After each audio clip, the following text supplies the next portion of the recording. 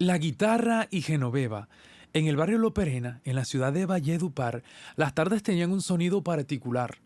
Las motocicletas pasaban levantando polvo, los vendedores ambulantes gritaban sus ofertas bajo el sol y desde las terrazas siempre escapaba alguna canción de Diomedes Díaz, los hermanos Zuleta, lo que estaba de moda. A veces el barrio parecía vivir entre el ruido y el silencio al mismo tiempo. Ruido por la música, las conversaciones en la calle y silencio porque muchas personas preferían callar, no contaban sus problemas para no mostrarse débiles frente a los demás. Genoveva aprendió eso desde muy pequeña. Ella vivía junto a su madre y su abuelo Anselmo, en una casa sencilla de paredes despintadas. Nunca faltaba una guitarra por ahí, colgada cerca de una ventana. El viejo decía que aquella guitarra había sobrevivido más historias que cualquier persona de ahí del barrio. Según él, la música guardaba recuerdos que ni siquiera la memoria podía conservar sola. Decía, la gente olvida lo que ve, pero nunca lo que siente, especialmente cuando escucha una canción que se repite siempre. Por las noches, Anselmo se sentaba frente a la casa en una silla plástica mientras afinaba lentamente la guitarra. Entonces comenzaba la historia, hablaba de épocas donde los vecinos se reunían para escuchar cuentos, cantar décimas y conversar hasta la madrugada. Recordaba cuando las canciones vallenatas servían para narrar noticias. En esa época todavía no existían los celulares. A veces tocaba fragmentos de La casa en el aire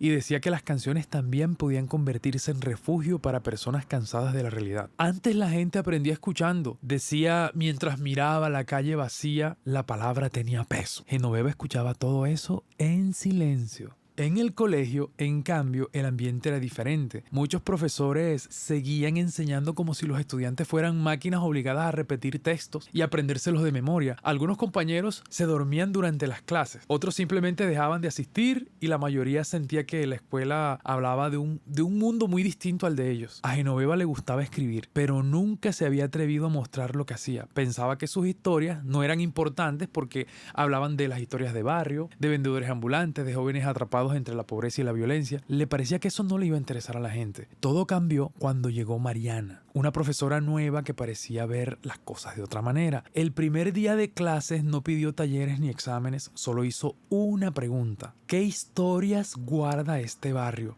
Nadie respondió, pero solo fue al principio. Los estudiantes se miraron confundidos, no entendían qué tenía que ver aquello con la clase. Entonces Mariana comenzó a hablar sobre la memoria, las costumbres y la manera en que los pueblos sobreviven gracias a estas historias que se transmiten de generación en generación. Que la educación no debía limitarse únicamente a repetir conceptos, sino que también a comprender realidades ocultas de las comunidades. Mencionó que muchos autores defendían la importancia y las prácticas cotidianas, cómo las personas convierten su vida diaria en forma de resistencia cultural. La educación también vive en las calles, en la música, en las historias que ustedes escuchan todos los días. Eso les dijo. Aquellas palabras quedaron resonando en la mente de Genoveva como una canción imposible.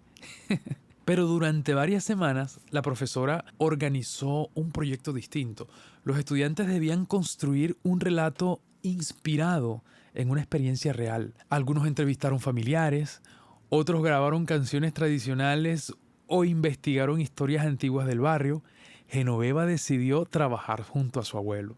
Cada noche escuchaba relatos sobre músicos olvidados, parrandas interminables y épocas donde la gente se reunía únicamente para escuchar historias. Eso se hacía acompañados de guitarra. Anselmo decía que antes la palabra tenía más valor y que la oralidad era como un río. Aunque pareciera desaparecer, siempre encontraba la manera de seguir corriendo. Ahora todos hablan, decía en voz alta, pero pocos escuchan de verdad. Mientras escribía, Genoveva comenzó a descubrir algo que nunca había entendido completamente. La música no era solamente entretenimiento, también era memoria, resistencia y una manera de mantener viva la identidad de las personas. La guitarra del abuelo parecía guardar las voces del barrio entero. Cada cuerda sonaba como una historia distinta. La señora que vendía los bollos para sostener a sus hijos, el mototaxista que soñaba con volver a estudiar, la vecina desplazada por la violencia, los jóvenes que abandonaban el colegio porque sentían que el futuro siempre estaba demasiado lejos. Sin embargo, el barrio atravesaba momentos difíciles. Muchos jóvenes abandonaban el colegio porque necesitaban trabajar. Otros terminaban involucrados en la violencia, las drogas, las pandillas. Algunas familias habían llegado desplazadas desde otros municipios del Cesar buscando nuevas oportunidades. Las noticias hablaban constantemente de inseguridad y desempleo.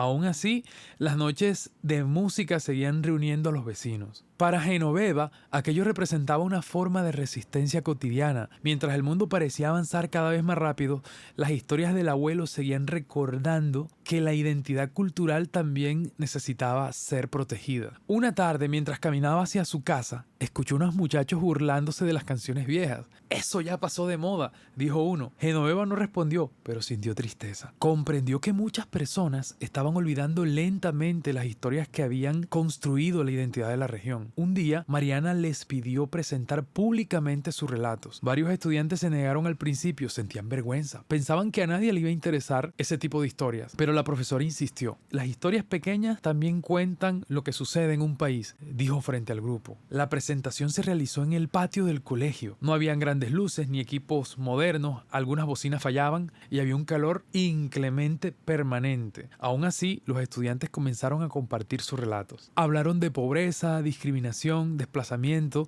de los sueños interrumpidos, también hablaron de la música y de la esperanza. Cuando llegó el turno de Genoveva, el silencio fue total.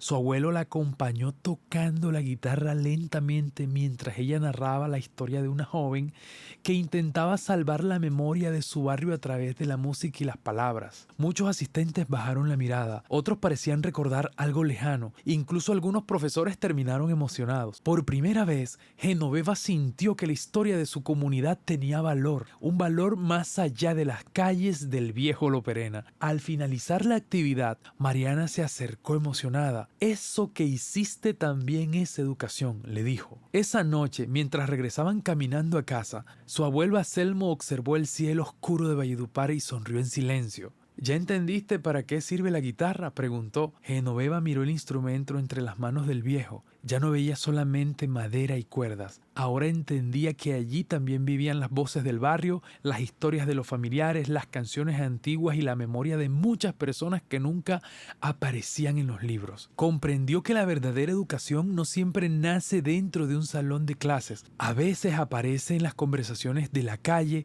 las canciones populares y las historias que sobreviven gracias a la tradición oral. Y mientras escuchaba la guitarra sonar lentamente en medio de la noche, entendió que algunos pueblos siguen existiendo porque todavía hay personas dispuestas a contar sus historias. La tradición oral sigue siendo una de las formas más poderosas de preservar la identidad de los pueblos.